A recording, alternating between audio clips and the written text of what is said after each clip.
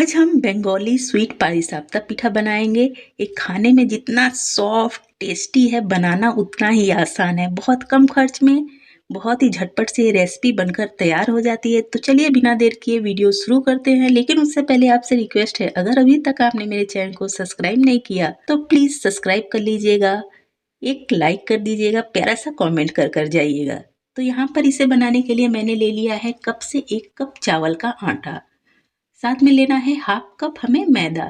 1 cup चावल के आटे में हाफ कप मैदा और 1/4 चम्मच नमक, 3 चम्मच हम डालेंगे शुगर पाउडर। तो यहाँ पर इस सभी चीज़ों को हमें अच्छी तरह से मिक्स कर लेना है कि सारे ड्राई इंग्रेडिएंट्स अच्छी तरह से मिक्स हो जाए। उसी कप से यहाँ पर मैंने 1 कप मिल्क ले लिया है। इसे थोड़ा थोड़ा कर ऐड करेंगे और इसका ना हम एकदम स्मूथ सा बैटर रेडी करेंगे। तो ये दूसरा कप है, तो मेरा इसमें पूरा 2 कप मिल्क लग गया था, तब जाकर ऐसा स्मूथ सा बैटर रेडी हुआ है। आप देख सकते हो, इसे बहुत अच्छी तरह से मिक्स कर मैंने रेडी किया है। अब इस स्टेज पर इसे ढककर हम रख देंगे 10 से 15 मिनट के लिए।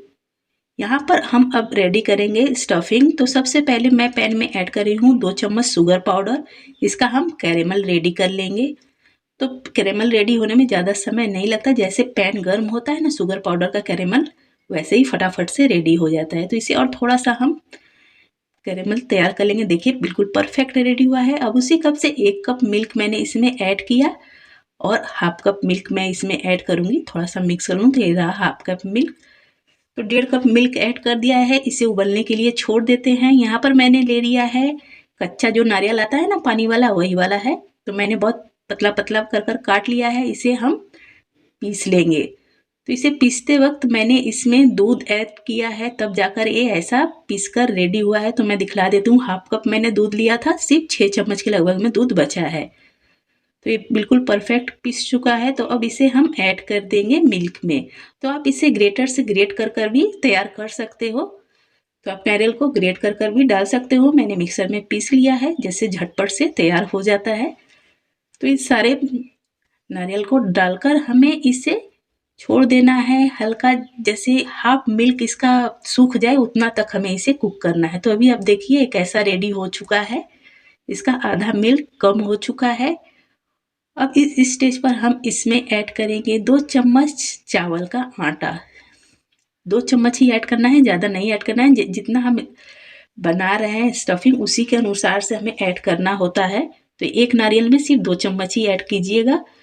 उसी कप से हमने ले लिया है 1 कप शुगर। अब इसे हम मिक्स करते हुए कंटिन्यू चलाते हुए सूखा होने तक कुक करेंगे। तो यहाँ पर मेरा बहुत हद तक सूखा हो चुका है, लगभग ये रेडी हो चुका है। इस स्टेज पर हम इसमें ऐड करेंगे 1/4 चम्मच इलायची पाउडर। अगर आपके पास इलायची पाउडर ना हो तो आप इसकी जगह पे 4 इलायची को कूटकर ऐड कर सकते हो। इसे मिक्स करते हुए थोड़ा सा चला लेंगे। इससे ज़्यादा हमें सूखा नहीं करना है, इसे थोड़ा पतला ही रखना है, नहीं तो ये जैसे जैसे ठंडा हुआ ना बहुत ज़्यादा गाढ़ा हो जाएगा। तो बस अब हम इसे छोड़ देते हैं ठंडा होने के लिए। ये बिल्कुल परफेक्ट रेडी हो चुका है। यहाँ पे बैटर को देख लेते हैं। बैटर ने 15 मिनट तक अच्छी तरह से रेस्ट कर लिया है। तो अब आप देखिए कैसा गाढ़ा हो चुका है, टूट टूट कर गिर रहा है। तो अभी फिर से हम इसमें मिल्क ऐड करेंगे और इसे अच्छी तरह से फेंट लेंगे। इस पूरी रेसिपी में मैंने जो मिल्क यूज किया है वो पहले से उबला हुआ था, रूम टेम्परेचर पर आ गया था, तो मैंने उसे यूज किया है। कच्चा दूध मैंने यूज नहीं किया। तो यहाँ पर फिर से मैंने हाफ कप दूध लिया है। अब क्या करेंगे, हम इसे थोड़ा थोड़ा कर ऐड करेंगे और अच्छी तरह से फेंट लेंगे। तो यहाँ पर मेरा पूरा हाफ कप दूध लग गया है और आप मेरे बैटर को देख सकते हो कितना स्मूथ सा रेडी हुआ है। तो बिल्कुल परफेक्ट। अब यहाँ पर मैंने तवे को गर्म कर लिया। तवा बहुत ज़्यादा गर्म है, इस पर हल्का सा घी हम ग्रीस कर लेंगे। अब फ्लेम को हम लो कर देंगे। पहले तवा को हमें गर्म कर लेना है, फिर फ्लेम को लो कर लेना है। अगर ठंडे तवे पर आप डालोगे ना तो आपका ये जो रोटी है निकलेगा, वो निकलेगा नहीं, चिपक जाएगा। तो यहाँ पर देखिए इसे अच्छी तरह से फैला दिया और इसे बनने में सिर्फ 1 मिनट का समय लगता है। फ्लेम को लो ही रखना है। और हाथों से मैंने टच किया, हाथों में बिल्कुल भी नहीं लग रहा है, मतलब ये पक चुका है। इसमें हम अपने स्टफिंग को रखेंगे। जितना हमें कम या ज़्यादा स्टफिंग खाना पसंद हो उतना आप रख सकते हो। तो मैंने यहाँ पर 2.5 चम्मच के लगभग में रखा है और इसे हमें रोल कर देना है। तो बहुत ही फटाफट से पीठा बनकर तैयार हो जाता है। खाने में बहुत ही टेस्टी, बहुत ही सॉफ्ट होता है। तो इसी तरह से हम सारे पीठा को रेडी कर लेंगे। अगर आप नॉर्मल लोहे वगैरह के तवा पर बना रहे हो ना, तो भी आपको तवा को एकदम हाई गरम करना है। उसके बाद उसके का फ्लेम लो कर देना है, तब आप इस रोटी को रखना शुरू करो।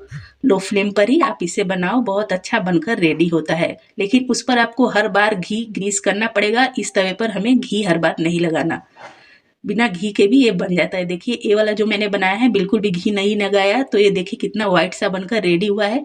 तो आप चाहो तो घी लगा लगा कर भी बना सकते हो या फिर ऐसे भी बना सकते हो। तो यहाँ पर मेरे सारे पीठा बनकर रेडी हो गए हैं, बहुत ही सॉफ्ट, बहुत ही प्यारे।